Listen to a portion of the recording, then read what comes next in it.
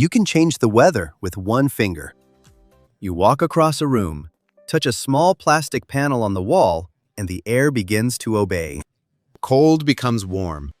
Winter becomes background. Heat moves through vents, pipes, wires, and machines you may never see. You barely think about it. You can sit in a t-shirt while rain scratches the window. You can sleep under a thin blanket while the night outside drops below freezing. For you, warmth is a setting, a number, a quiet agreement between your body and a machine. But for most of human history, there was no thermostat, no central heating, no sealed apartments, no synthetic jacket, no guarantee that a child, an elder, or an injured hunter would survive the night. For most of our story, warmth was not delivered. It had to be made. It had to be guarded. And sometimes, it had to be shared. Now imagine the same human body outside the walls of modern comfort. The light is gone. The ground is hard. Wind moves through snow, stone, and open skin. Smoke hangs low. Hides are stiff with moisture. Fingers ache around stone tools. Breath appears and disappears in the dark. Cold is not just discomfort here. Cold is a thief. It steals heat from the hands first, then from the feet, then from judgment. It makes the body burn through energy just to stay alive. It makes hunger sharper. It turns distance into risk, sleep into vulnerability, and a weak ember into the difference between morning and silence. A modern room hides all of this from you. But your ancestors lived inside it across seasons, migrations, caves, forests, and tundra edges. So here is the question most people never think to ask. How did ancient humans survive the cold before thermostats? Not by being magically tougher. Not by living in bodies that did not feel what we feel. They felt cold. The children felt it. Their old people felt it. Their wounded felt it. Their sleeping bodies felt it most dangerously of all. The answer is not just about fire or fur or caves. It changes how we think about comfort, technology, the body, and modern life. Ancient humans survived cold by building layered technologies of warmth: flame, hide, bone, shelter, fat, stone, memory, and other people. The deeper story is that warmth was never only physical. It was social. It was emotional. It was a way of living organized around one fact. The human body is fragile, expensive to heat, and never meant to face the world alone. Most people imagine ancient humans as brutally tough creatures crouched in caves, wrapped in skins, too busy surviving to think deeply. They had fire. They had fur. They endured. But that picture is too small. Cold survival is not one heroic invention. It is a system. And the system is more intelligent than the myth. Archaeology shows people learning to control heat, preserve it, carry it, build around it, sew around it, and organize care around it.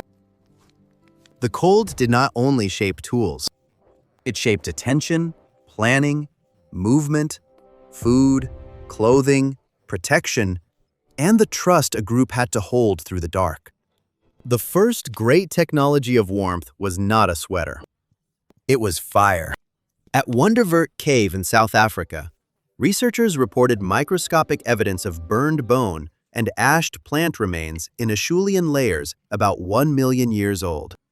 Because the traces were found deep inside the cave, the interpretation is stronger than a simple surface wildfire explanation. Picture that. A cave mouth darkening at evening. Stone tools nearby. Ash pressed into sediment. Bone altered by heat. Not a roaring fireplace. Something smaller and fragile. Fire warmed the skin. It made food safer and softer. It may have extended the day. It pushed darkness back enough for people to gather, repair tools, and sleep with less fear. But fire also demanded discipline. Wood had to be found. Embers had to be protected. Someone had to know what burned, what smoked, what died too fast, and what could be coaxed back to life. A fire is not a switch. It is a relationship. You feed it. You shelter it. You read it. And in a cold world, losing it could mean more than inconvenience. But heat that touches the air is easily stolen. Wind takes it. Rain takes it. Snow takes it. The next human problem was more intimate. How do you keep heat close to skin? This is where clothing becomes one of the most underestimated technologies in human history. In the Upper Paleolithic, eyed needles appear within a wider world of sewing, hideworking, and personal ornament. A Science Advances paper argues that they helped make more effective thermal insulation possible and may mark a shift toward complex dress. Soft materials decay, but tools remain like fingerprints. A needle is a small object. But imagine what it means in winter. It means thread pulled through hide. It means edges joined. It means sleeves, seams, layers, repairs. It means someone understanding where cold enters. Wrist, neck, ankle, head, waist. Now imagine doing this without metal. No factory fabric. No zipper. Just bone, hide, sinew, stone, patience, and the memory of what failed last winter. Clothing was portable shelter. It held a pocket of warm air around the body. It turned the skin into a protected interior space. That is not primitive. That is engineering with soft materials. Neanderthal evidence makes the picture more textured. At sites in France, researchers identified specialized Neanderthal bone tools called lissoirs, resembling tools still used to smooth and prepare hides. They do not give us a complete wardrobe, but they suggest a sophisticated attention to animal skin as material. Think about that hand movement. Pressing bone against hide, smoothing, softening, turning stiffness into flexibility, turning the body of an animal into protection for the body of a human. But a person cannot wear everything. A group also needed places where heat could gather. At Mezhyrich in present-day Ukraine, Upper Paleolithic people built remarkable mammoth-bone structures. Recent radiocarbon work places major use around the late glacial period, roughly 18,000 years ago. Details remain debated, but the pattern is striking. Mammoth bones and tusks arranged into architecture in a cold Ice Age world. Pictures standing there. The landscape is open and severe. Wind moves across exposed ground. The bones of enormous animals become walls, frames, weights, boundaries. Hides or other materials may have helped close the structure, though the exact covering cannot always be known. Inside, people repair tools, process skins, share food, and sleep close enough for warmth. A shelter is not just a roof. It is a heat strategy. It breaks wind. It concentrates bodies. It creates a place where fire works better, children can rest, and hands can keep working. But warmth also had to come from fuel inside the body. When you are cold, your body begins to spend. Muscles shiver, producing heat through rapid contraction. Blood vessels near the skin constrict to protect the core. Brown adipose tissue can also contribute to non-shivering thermogenesis, and modern research shows that cold exposure can activate these systems. This means cold survival was also food survival.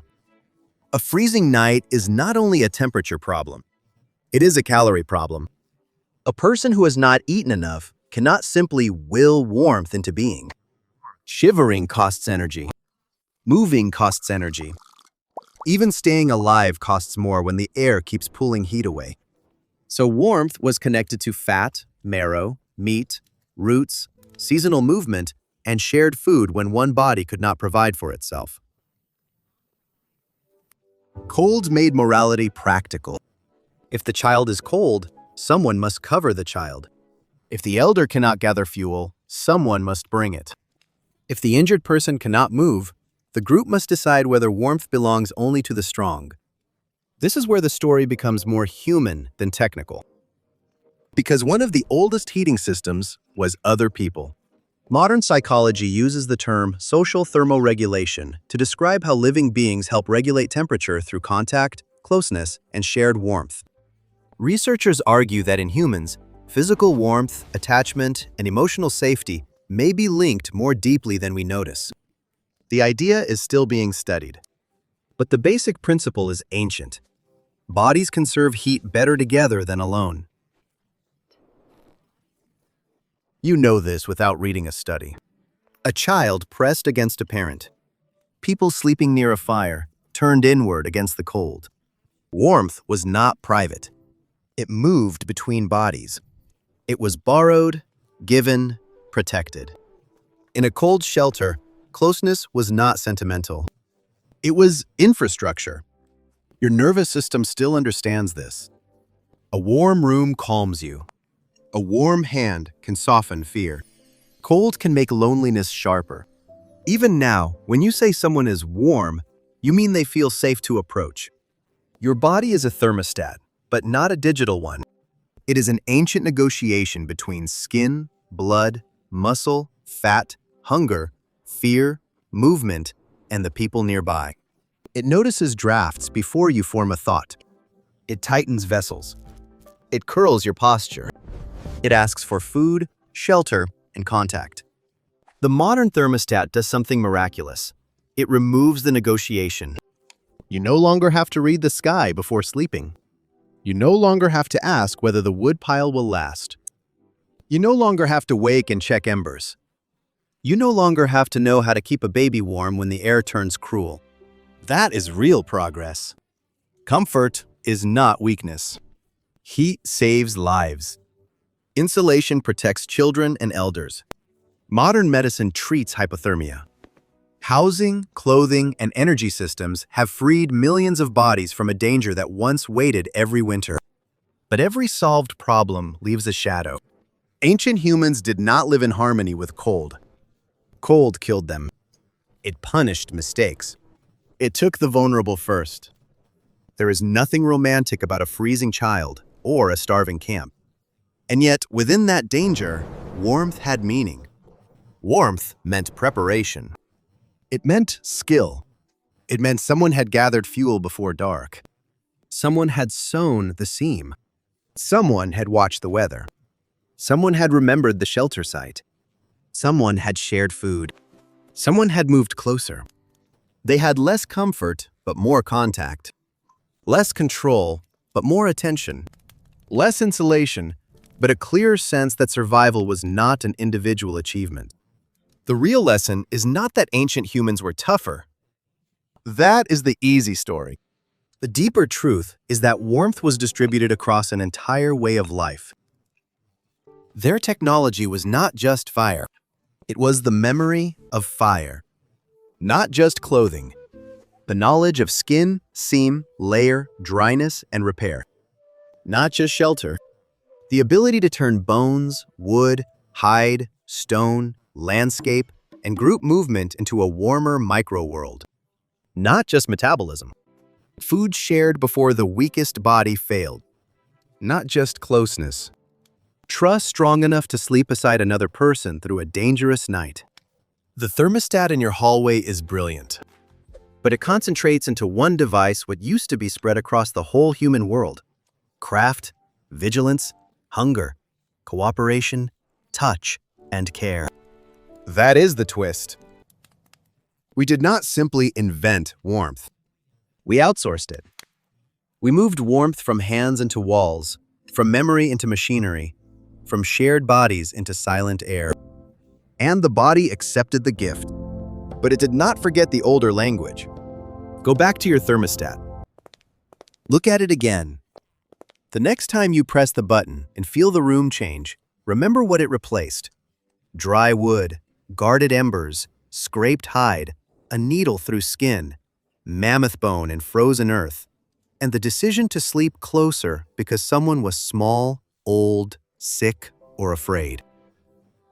It replaced danger, but it also replaced participation. The modern room is safer, cleaner, kinder in many ways. No one should have to suffer cold just to feel human. But perhaps this is why comfort can sometimes feel strangely empty. The body receives warmth, but not always belonging. The skin is protected, but not always touched. The room is heated, but the old signals may be missing. Your ancestors knew warmth as an event, a task, a responsibility, something made in the open, guarded through the night, and shared because nobody could guarantee morning alone. You know warmth as a number glowing on a wall. And maybe that is why the smallest cold still speaks to you. A draft under the door, a winter morning, a hand reaching under a blanket, a sudden need for soup, firelight, wool, closeness, someone in the room. These are not modern weaknesses. They are older than modern life. For most of human history, warmth had to be made by hand. It had to be carried in embers, stitched into clothing, built into shelter, burned from food, and passed between bodies.